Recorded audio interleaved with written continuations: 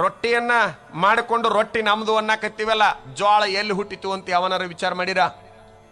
ಅಕ್ಕಿ ಎಲ್ಲಿ ಹುಟ್ಟಿತು ಅಂತ ಯಾರ ವಿಚಾರ ಮಾಡಿರ? ಇದನ್ನ ಯಾವ ಜಾತಿಯವರು ಬೆಳೆದಾರಂತ ನೋಡ್ತೀರಾ? ಅಂಗಡಿಗೆ ಹೋಗ್ತೀರಿ, 1 kg ಅಕ್ಕಿ ಕೊಡು ಅಂತೀರಿ.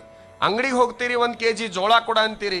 ಅಂಗಡಿಗೆ ಹೋಗ್ತೀರಿ, 1 kg ಬೆಲ್ಲ ಕೊಡ ಅಂತೀರಿ. ಆ ಬೆಲ್ಲ ಯಾರಿಂದ ತಯಾರಾಯ್ತು? ಆ ಅಕ್ಕಿ ಯಾರು ಹುಟ್ಟಿಸಿದ್ರು?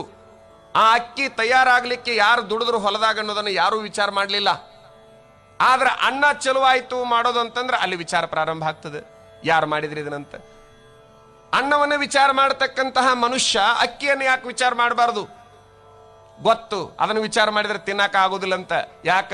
ಬೆಳೆಯವರೆಲ್ಲ ಶೂದ್ರರು, ಬೆಳೆಯವರೆಲ್ಲ ಶ್ರಮಿಕರು. ಅವರು ಬೆಳಿತಾರಂತ ನಮಗೆ ಉಣ್ಲಿಕ್ಕೆ ಸಾಧ್ಯವೇ ಹೊರತಾಗಿ ಅವರೇ ಬೆಳಿಲಿಲ್ಲ ಅಂದ್ರೆ ನಮಗೇನು ಉಣ್ಣಾಕ ಸಾಧ್ಯ ಐತಿ? ತಟ್ಟೆ ಒಳಗಿನ ಅನ್ನವನ್ನು ವಿಚಾರ ಮಾಡುವಂತ ಮನುಷ್ಯ ಆ ಅಂಗಡಿಗಳಲ್ಲಿ ಅಕ್ಕಿಯನ್ನು